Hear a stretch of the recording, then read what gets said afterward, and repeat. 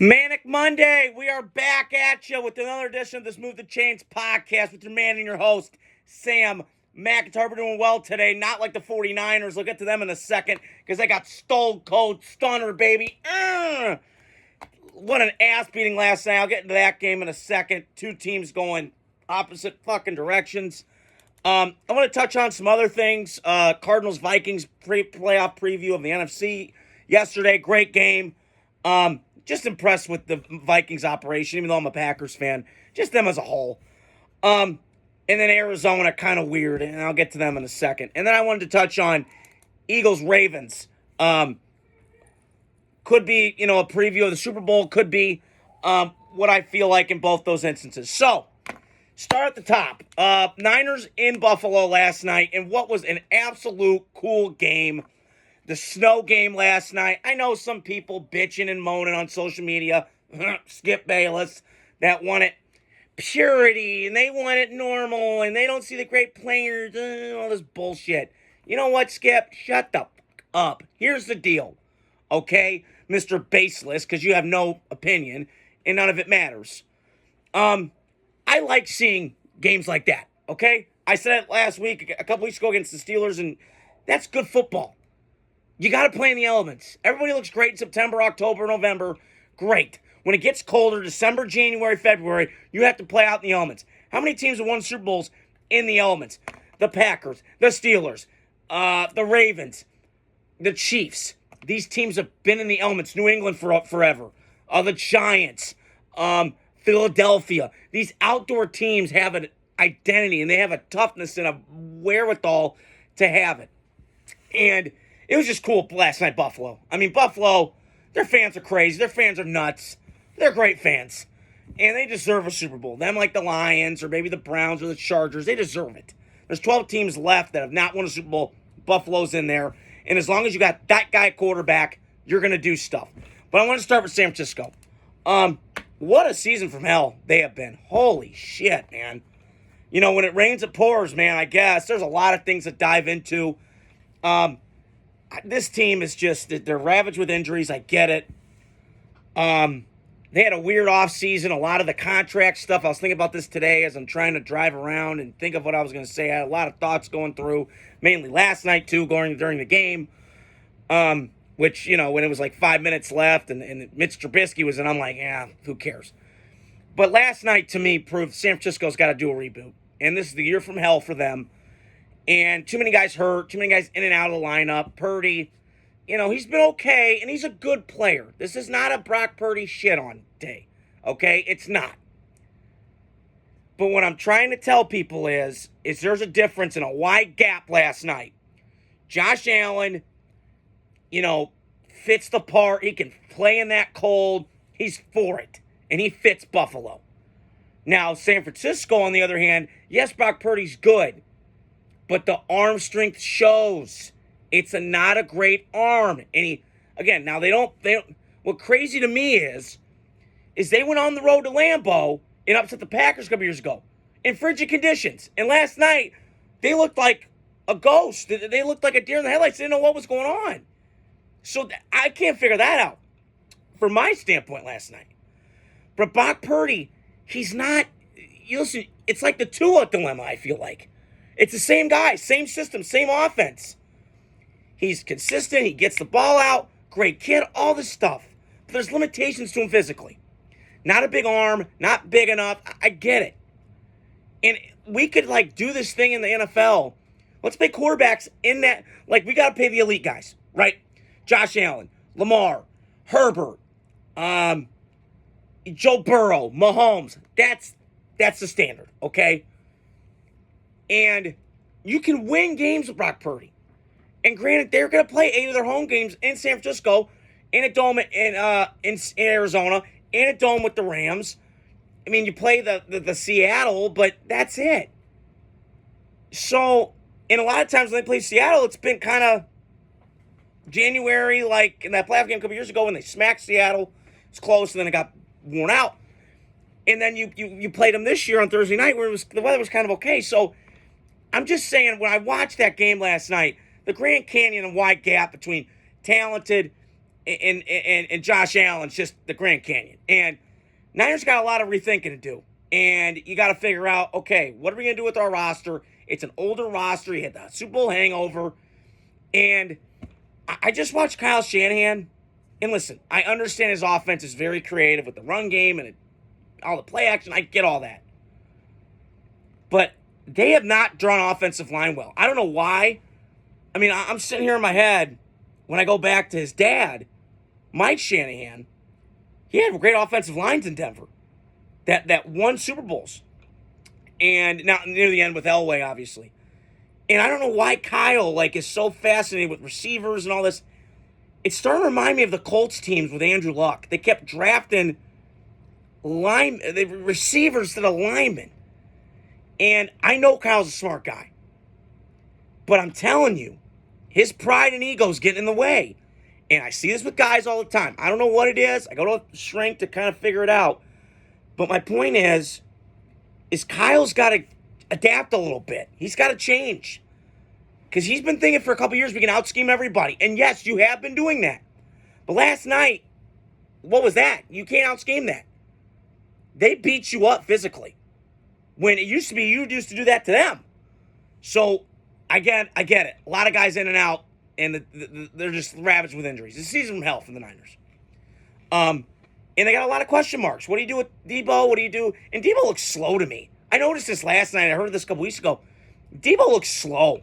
I watch him off the line. And he's never been a great route runner. He's more, wide back or whatever they used to call him. And listen, I love to have Debo on my team. But we've seen the movie. He's been hurt. He's been banged up. He runs with a physical nasty. The Niners play like 1988 football in this 2024 world. It's just how it is. It's almost like everybody's trying to find 90s love in 2024. It's just hard to do. And I get it. And also you got to look at, you get overpaid Brandon Ayuk. You get all that nonsense going on this season. I think there has been, for me, with the Niners, a year from hell, because there's been a lot of distractions. Ricky Pearson got shot right before the season. And he survived. 99 out of 100 people don't survive that. He did.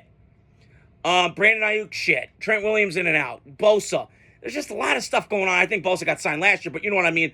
Just a lot of continuity and weird shit going on in the offseason. Noisy offseasons are never good. The bad teams have it, and they can't overcome it. Even the good teams have it, and sometimes it's a little weird. Green Bay a couple years ago when they had Rodgers and the 2021 going into all that, weird. After the Los Angeles championship game to Tampa at home. So there's always been a weird thing with the Niners. I think you got to just put a for sale sign up and say, hey, come get our parts. Now, Kittle, I think he's still got something left. I'd keep Kittle, and maybe Trent Williams, we'll see. But Christian McCaffrey got hurt last night, and then I found out tonight, as I went out of the shower, going to record this, and I'm recording this side note with the Broncos-Browns game, and I'll give that reaction tomorrow. But both running backs are out. So what do the Niners do? I mean, they're just ravaged right now. They're ravaged with injuries. Brock Purdy's trying to win as best he can. I don't know what he's doing. So this team is just a season from hell, and they got a lot of issues. And Kyle Shanahan needs to stop doing personnel. Let people do their own fucking jobs. Let the GM, let the coach, and let the players play. It's hard to do, I get it, because the coaches make more than the GMs. I understand it. But this is a sinking ship going down fast. And you got to find a way. You got to steer the ship, brother, because this is going like Titanic shit. So, Buffalo last night, I wanted to get to Buffalo because I've been talking about San Francisco, and they got a lot of issues. Buffalo last night, to me, proved they're a Super Bowl team right now. Because of that guy at quarterback, Josh Allen, who I believe is one of my favorite quarterbacks ever to watch. And I've been a fan of Peyton and Manning and Breeze and Rodgers, all those guys. Big Ben. Those guys. Brett Favre. Josh Allen is in that group now. And he is so incredible to watch. And listen, for years and years, they've always told him, put the Superman cape on. And they've kind of strained that Superman cape. And they've made him do too much. And you can put the Superman cape on, that's fine. Like Patrick Mahomes. But you got to have some help. Every quarterback needs help. Like some more than others. But I'm watching last night, the Buffalo Bills finally have a run game with James Cook, Dalvin Cook's brother, who's a stud. Was a stud at Georgia, stud in the NFL. Shocker. He goes to Georgia, he's a beast. Okay? And then you got the other kid, Ray Davis from Kentucky. Mean, just kind of a bowling ball. that kind of lightning thunder kind of duo in the backfield. And then you got these teams that, and then you got Keon Coleman now. You got rid of Diggs, and listen, everybody can bitch about that, and that's fine. But Stephon Diggs to me was kind of like Randy Moss near the end in New England. Was great early, great success. He loses focus, he's shippered, and then he goes bye-bye. And then he just kind of dips. And his head's not in it. So they got rid of that distraction. Everybody was bitching. Oh my God, they lost Stephon Diggs. They're fine. Okay? They're okay. They got that Keon Coleman kid who's an absolute character. Every time I watch him, he's just funny. But he's a great player. Could be one of the really good receivers in this league with Josh Allen, and they continue to get that rapport going. I don't think he played last night. No, he was out last night. I didn't see him. They didn't need him to do anything last night because Josh Allen had that run game to lean on, and that defense was getting at it. And listen, I've been critical of Sean McDermott. He's a really good coach. You know, I didn't love the 9/11 comments, this, that, and the third, and the Hamlin and all that. But he's an excellent coach, and he's adapted. You know, I thought he would be rigid, stubborn. Nope, he's changed his style. He got rid of the coordinators. That wasn't working out with Ken Dorsey. They shipped him to Cleveland. They bring in Joe Brady. He was there.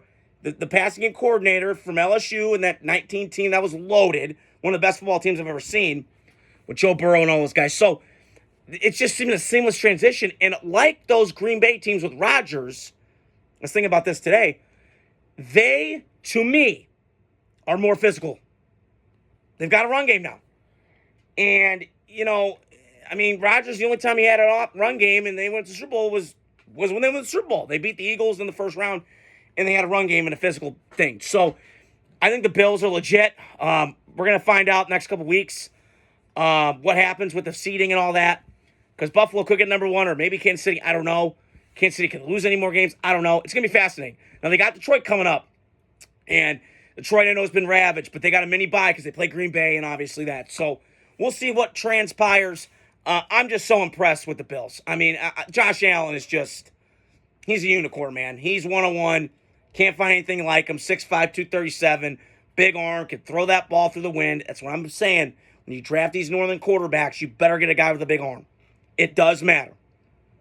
Now, run games matter and defense. I understand that, but you got to make throws in the cold. And I'm watching Josh Allen thread it.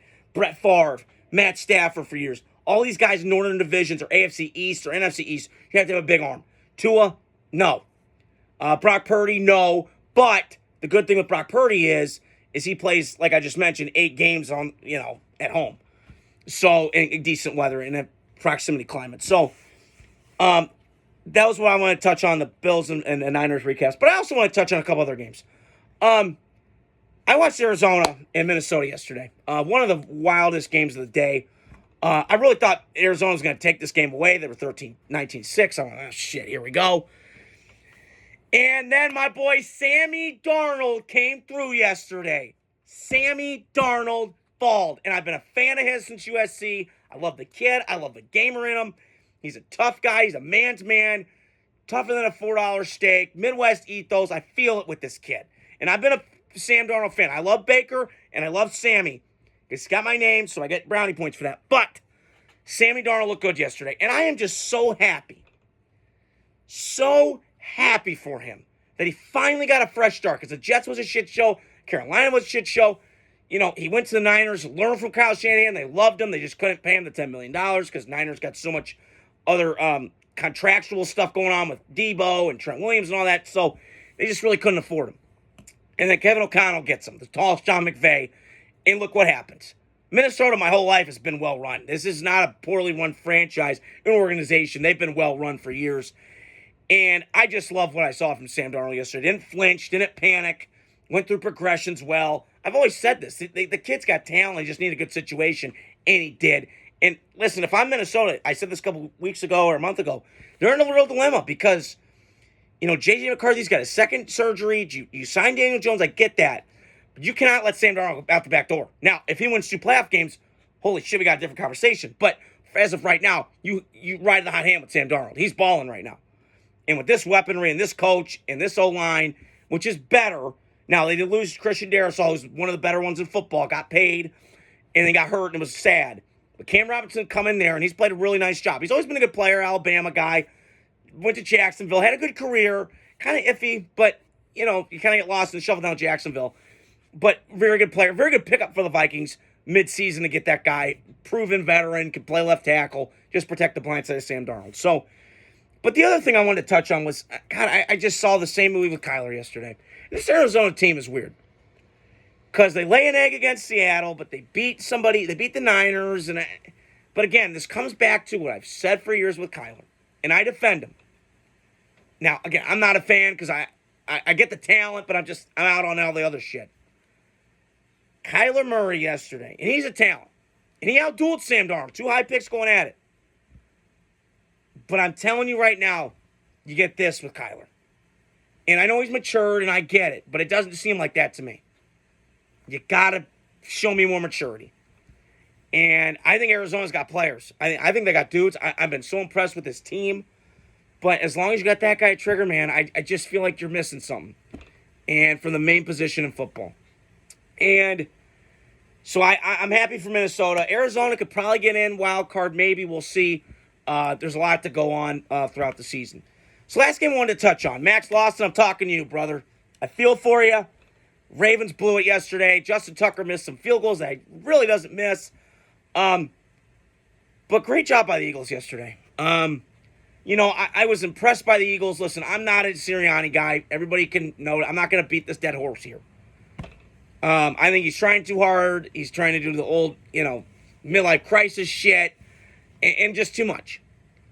But as long as he stays out of the fucking way and lets the coordinators run it, they got a shot. And I said this a couple weeks ago, they go to the Super Bowl. Now, can they play the Lions? And I don't know. I still would lean toward the Lions. If it's in Detroit, I'm leaning Lions. But if it's in Philly, I might roll with the Eagles just a smidge. Because they wear on you. And Baltimore's a physical team. Let's not kid ourselves. These are 2 physical teams going at it. But last night, to me, Lamar Jackson, there's something, I don't know what it is. They get tight in these games. And they're just sloppy yesterday. And for a Ravens team that's been so well coached in terms of just not having penalties and all that, and they just penalize this year. It's kind of alarming. And some years are weird and random. I get it. But it's kind of bizarre. Remind me of the Raiders a little bit. But Ravens are still a very good football team. They're going to make the playoffs. I'm not disputing that. Now they're going to have to go on the road now instead of being the number 1 seed like they were last year. But I still, would rather have their season than the Raiders. And it's still crazy. We beat them in Baltimore second week of the season. I mean, what a crazy year this NFL's been. So that's all I want to talk about tonight. Great weekend matchups, Thanksgiving and all that. Like I always say in my videos, hit the like, subscribe, share button. Stay tuned throughout the week. I'll be giving my postgame reaction tomorrow to Cleveland in Denver right now. It's going on. My brother, Jax Max, he's a Broncos fan. He's got his Skittles ready. He's getting the juju ready. So stay tuned throughout the week. I got more videos coming up, and talk to you guys soon. Have a great night.